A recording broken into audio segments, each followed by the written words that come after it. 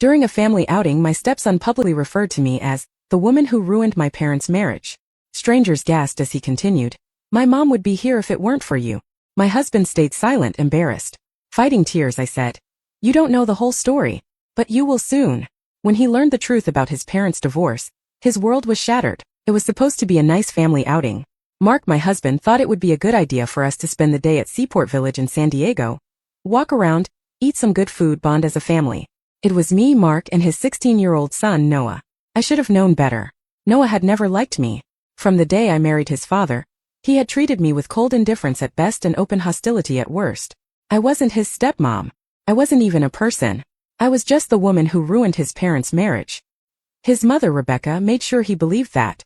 Still, I had always taken the high road. Let him have his space. Let him believe what he wanted. Because what else could I do? He wasn't my kid. And I wasn't about to start drama with a teenager. But that day was different. We were waiting in line for ice cream. It was a hot day, tourists everywhere, families enjoying their time together. I thought maybe today will be okay.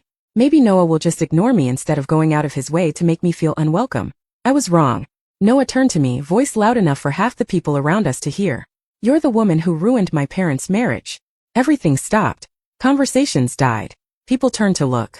I felt my face go hot. I could hear the people behind us gasp.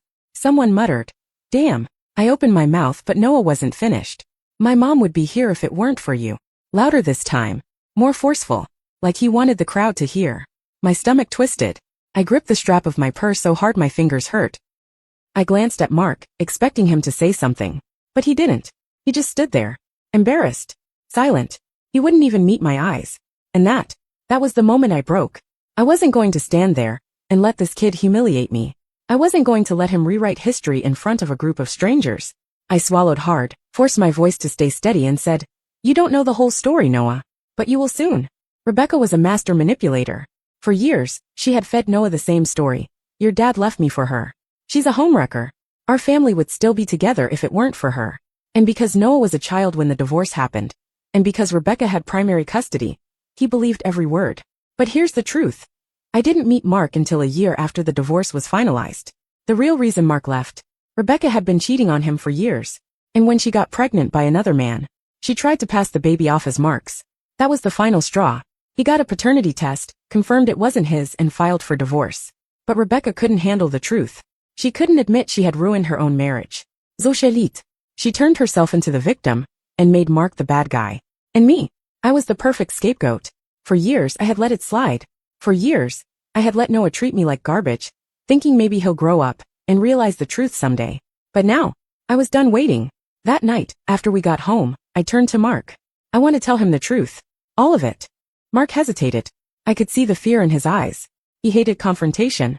"I don't know if that's a good idea," he muttered. I clenched my jaw. "If you don't back me up, Mark, I swear to God I'm done. I will not spend another year being the villain in this kid's head." That got his attention. He nodded. "Okay." The next day, we sat Noah down in the living room. He looked annoyed, arms crossed, already ready to dismiss anything I had to say. I didn't care. I pulled out the divorce papers, the ones that stated Mark had filed because Rebecca had an affair. Noah scoffed. "That doesn't prove anything."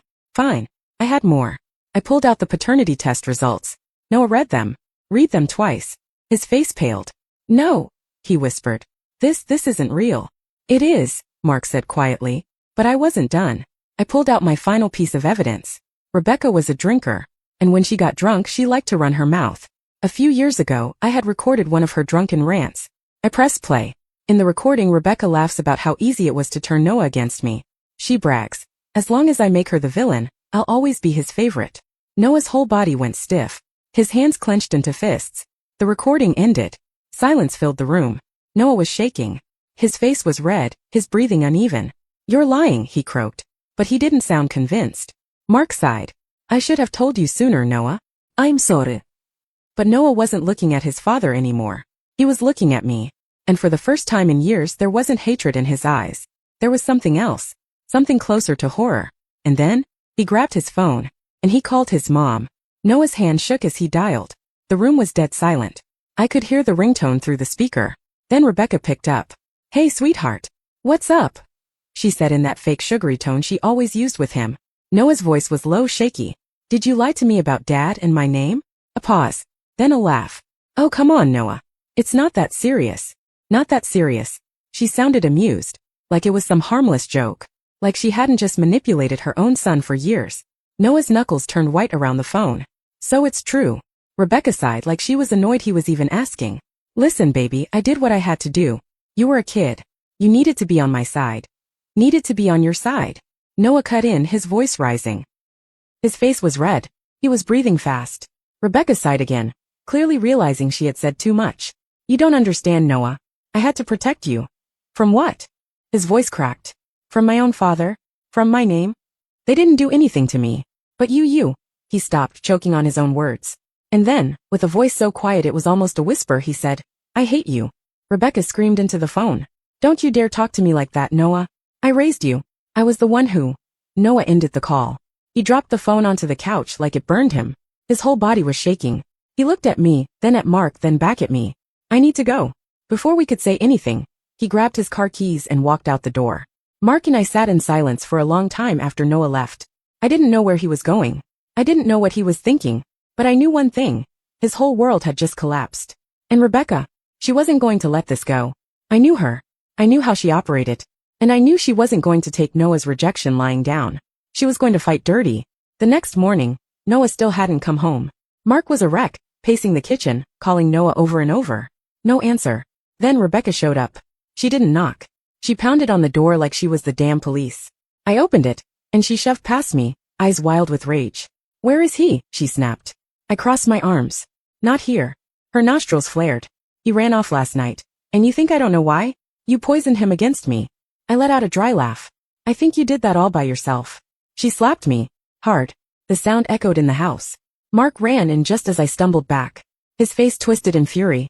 What the hell is wrong with you? He yelled. Rebecca pointed a shaking finger at me. You ruined everything. Then she turned to Mark. And you let her do this. You let her take our son from me. Mark's jaw clenched. No, Rebecca. You did that. Rebecca's face crumpled. For the first time, she actually looked scared. Because for the first time, Mark wasn't afraid of her anymore. Then her face twisted into something ugly. If I lose Noah, she hissed, I will make your lives hell. Then she stormed out.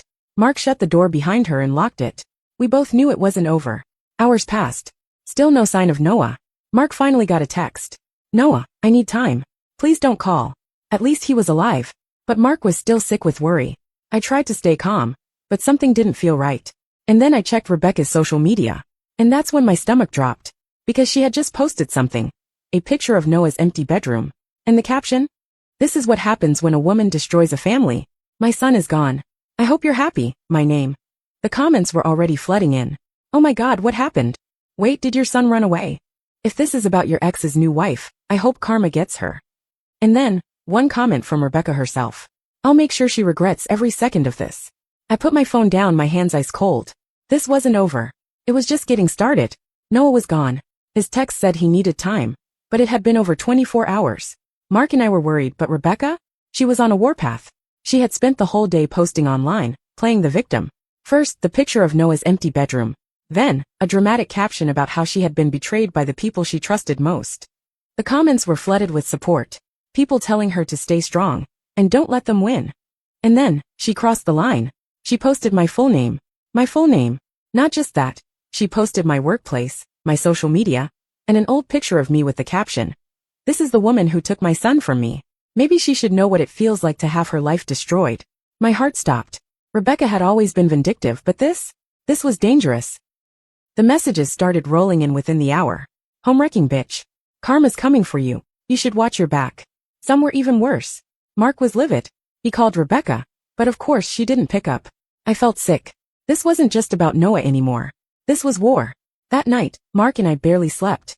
We kept checking our phones, waiting for Noah to text back. Then bang. A loud slam on the front door. We both shot up. Another bang.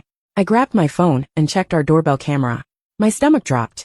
There was a man outside, hood up, face half covered, pacing in front of our house. And then I saw it. He was holding a bat.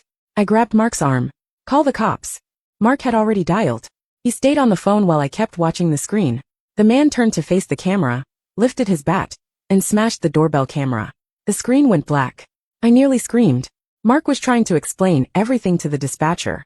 My heart was pounding. Then silence. Whoever it was, they were gone. The cops showed up 20 minutes later. We showed them Rebecca's post, the threats, the footage from the doorbell camera before it got smashed. The officer sighed. Looks like you've got yourself a case of doxing and harassment. You might want to file a restraining order. Rebecca thought she was untouchable. She had spent years twisting reality, making herself the victim. But she had just made one crucial mistake. She had gotten sloppy. Mark and I filed the restraining order the next morning, not just against her, but against whoever that man was. The police were investigating it as criminal harassment. Then the real bomb dropped. Noah finally texted, "Noah, I need to talk to you. In person."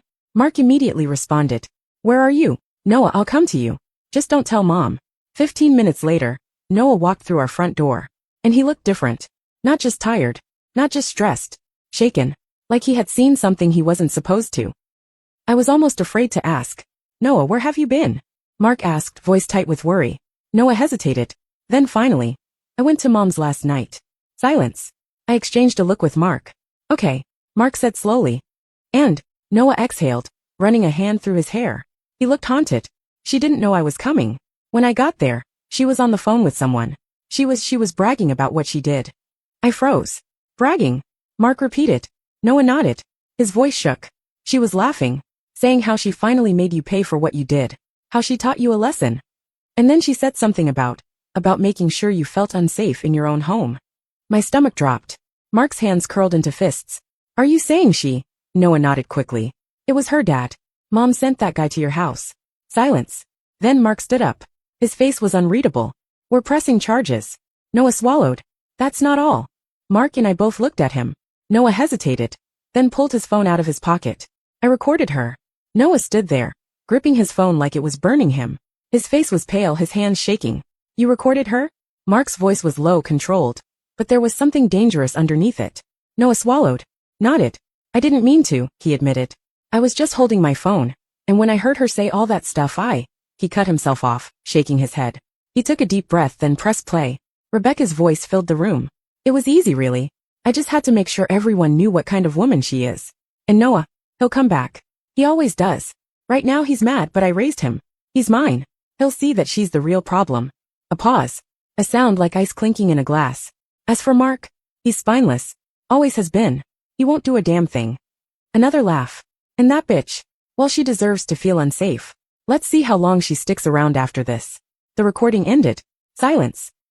Noah looked up, his eyes glassy. He wasn't just hurt. He was shattered. "I can't believe she..." He stopped, swallowing thickly. His voice broke. "She really did this." Mark stood up so fast the chair scraped against the floor. His entire body was tense. His jaw clenched so hard I thought he might break his own teeth. "We're pressing charges," he said, his voice cold, final. Noah didn't argue. And me? I felt them. Because no matter how much I had hated Rebecca for what she did to me, a part of me had hoped that she would at least love her son enough not to completely break him. But she had. And now she was going to pay. Mark wasted no time. He drove straight to the police station, recording in hand. Noah and I followed, sitting in stiff silence as the officer took our statements. "This is enough for a criminal charge," the officer said, eyebrows raised. "Harassment. Conspiracy to commit harm. Maybe even child endangerment, considering she manipulated her own son." We pressed charges. A restraining order was filed that night. And then it was time to confront her. Public humiliation. Rebecca was unraveling. She must have known something was coming because she doubled down on her lies. She posted more on social media. More sob stories, more accusations against me. She even went on a local Facebook mom group, spinning the same tired tale. "My son has been brainwashed. My ex-husband and his horrible wife have turned him against me. Please, moms, help me get my son back." And then she organized a public support rally. Yes, a rally. At a coffee shop near Noah's school. Mark didn't want to go. He was tired of Rebecca's games. But Noah was done being quiet. So we went. We walked into that coffee shop and Rebecca was already there, sitting at a table surrounded by women nodding sympathetically. The second she saw us, her face hardened. "Oh, look," she said, loud enough for everyone to hear. "Here they are. The people who ruined my life." I opened my mouth, but before I could say anything, Noah stepped forward. His voice was clear. Strong. "Mom, stop lying." The room went silent. Rebecca let out a fake laugh. "Oh honey, you're confused. You don't. No. I know exactly what I'm saying." His voice was shaking, but he didn't stop. "I know what you did. I heard you. I recorded you." Rebecca's face dropped. The women at the table shifted uncomfortably.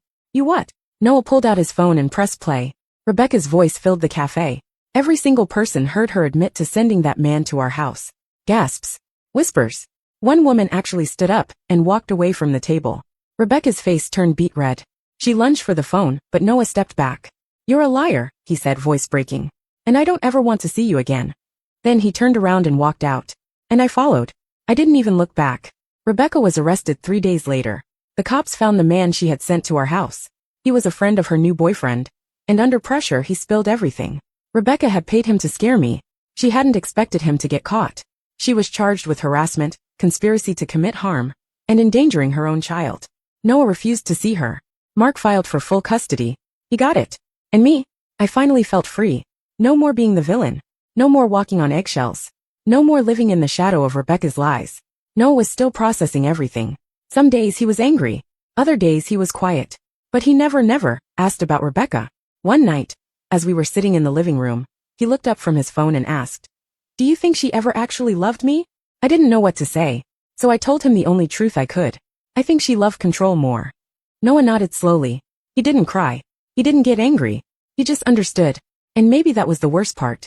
Rebecca had spent years making me out to be a monster. In the end, she became one herself.